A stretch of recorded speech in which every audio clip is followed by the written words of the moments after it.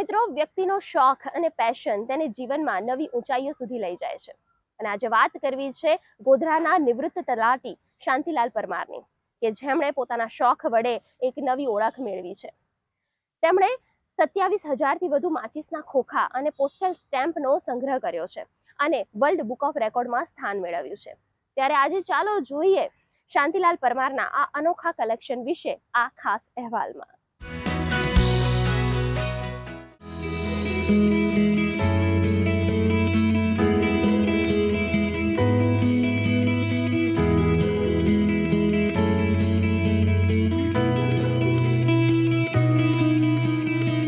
વર્તમાન સમયમાં જ્યાં મોબાઈલ અને કોમ્પ્યુટરની દુનિયામાં યુવા પેઢી વધારે ધ્યાન આપી રહી છે, ત્યાં ગોધરાના શાંતિલાલભાઈ એક અનોખી ઓળખ બનાવી ચૂક્યા છે. બાળપણથી જ દેશના ઇતિહાસ અને સાંસ્કૃતિક વારસાને સાચવવાની ભાવનાથી પ્રેરિત થઈ તેમણે પોસ્ટલ સ્ટેમ્પ, ચલણી નોટો, સિક્કા, પોસ્ટકાર્ડ અને માચીસના ખોખા એકત્રિત કરવાનો શોખ વિકસાવ્યો. વર્ષો સુધીના આ સતત પ્રયત્ને આજે તેમને એક સામાન્ય વ્યક્તિમાંથી એક જીવંત મ્યુઝિયમ બનાવી દીધા છે.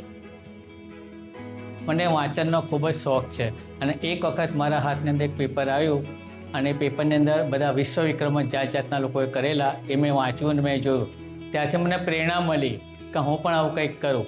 તો મને સસ્તું ને સારું આ માચીસો લાગી.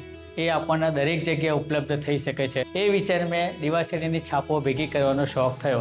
આજની તારીખે મારી પાસે 27,500 જેટલી અંદર અલગ અલગ પ્રકારની માચીસો છે. એ માચીસો મેં થીમ વાઇઝ બનાવેલી છે. જેમ કે ટ્રાન્સપોર્ટ, તો ટ્રાન્સપોર્ટની અંદર બળદગાડાથી માંડી અને જેટ પ્લેન સુધી, સ્ટીમર, શીપ, કાર બધું આવી જાય. એ પ્રમાણે એનિમલ, એ પ્રમાણે બર્ડ્સ, ફ્લાવર, ફૂડ, એ રીતે મેં બધી માચીસો ભેગી કરી છે.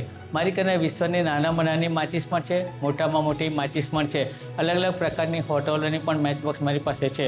100 વર્ષ જૂની જે તે સમયે જ્યારે આપણા ગુલામ હતા એ વખતે રાજા રવિ વર્માએ એમણે પેઇન્ટિંગ બનાવ્યા હતા અને એ પેઇન્ટિંગના આધારે ઓસ્ટ્રિયા, સ્વીડન, જર્મની અને જાપાનની અંદર સૌપ્રથમ આપણી માચીસ ત્યાં એ લોકો લેબલ છાપતા હતા અને એના આધારે એ દિવાસળી બનીને અહીં આવતી હતી. આઝાદી પૂર્વેની દુર્લભ ચલણી નોટો પણ તેમણે સંભાળી રાખી છે. દરેક વસ્તુ પાછળ ઇતિહાસ છુપાયેલો છે અને શાંતિલાલભાઈ આ ઇતિહાસને જીવંત રાખી રહ્યા છે. જેમ કે અત્યારની યંગ જનરેશન અમે લોકો ફોનમાં અને વધારે બિઝી રહીએ, પણ એવી આવા સમયમાં બી અમને જેમ ટિકિટો છાપોનું કલેક્શન બતાવે છે અમને લોકોને સાચું તાજુબ થાય છે અમને એવું. ને મને ગર્વ છે કે મારા પિતાશ્રી છે. અદ્ભુત શોખ છે એમનો અને એમણે જૂની સંસ્કૃતિ, નવી સંસ્કૃતિ, દેશ વિદેશની અલગ અલગ મેચબોક્સ એનું એ કર્યું છે, પાલન કર્યું છે. અને એક દરેક જગ્યાએ દાખલા તરીકે અમે બી ખૂબ જ ગર્વ અનુભવીએ છીએ.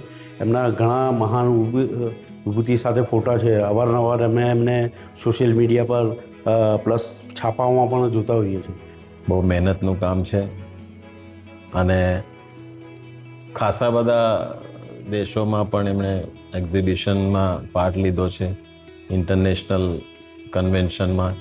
ભારત સહિત યુકે, જાપાન, જર્મની અને પાકિસ્તાન જેવા દેશોના કુલ 27,500 માચીસના ખોખા તેમણે સંગ્રહિત કર્યા છે. આ અભૂતપૂર્વ સિદ્ધિ માટે તેમને એશિયન બુક ઓફ વર્લ્ડ રેકોર્ડમાં સ્થાન મળ્યું છે. એટલું જ નહીં, દેશ વિદેશમાં યોજાયેલી વિવિધ પ્રદર્શનોમાં તેઓ પોતાના સંગ્રહનું પ્રદર્શન કરી ચૂક્યા છે અને અનેક સન્માનો પણ પ્રાપ્ત કર્યા છે. આના સિવાય મારી પાસે 1 પૈસાથી માંડી અને 1,000 સુધીના સિક્કાઓ પણ મારી જોડે અલગ અલગ પ્રકારના સિક્કા છે. તેમજ મારી પાસે 20થી 25 દેશોની પ્લાસ્ટિકની ચલણી નોટો પણ મારી જોડે છે. તેમજ ભારતની પણ ચલણી નોટો મારી પાસે અલગ અલગ પ્રકારની નોટો છે. મારી પાસે પોસ્ટકાર્ડ લગભગ 650 જેવા મારી કને પોસ્ટકાર્ડ પણ છે.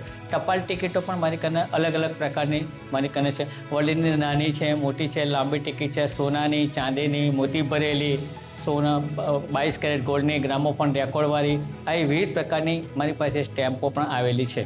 મારી પાસે હેતુ એ જ છે કે આજની તારીખમાં ગેસ લાઇટરો આવી ગયા છે. આ દિવાસળી લગભગ મૃતપ્રાય સ્થિતિ પર આવી ગઈ છે. તો લોકોને ખબર પડે કે આપણા દેશની અંદર ભારતમાં આવી જાતની દિવાસળી હતી. શાંતિલાલભાઈ આજે પણ પગપાળા ફરતા હોય ત્યારે માચીસના ખોખા કે ટિકિટ એકત્ર કરવામાં કોઈ સંકોચ અનુભવતા નથી. ગુડ ન્યૂઝ ગુજરાત માટે ગોધરાથી વિવેક ત્રિવેદીનો રિપોર્ટ.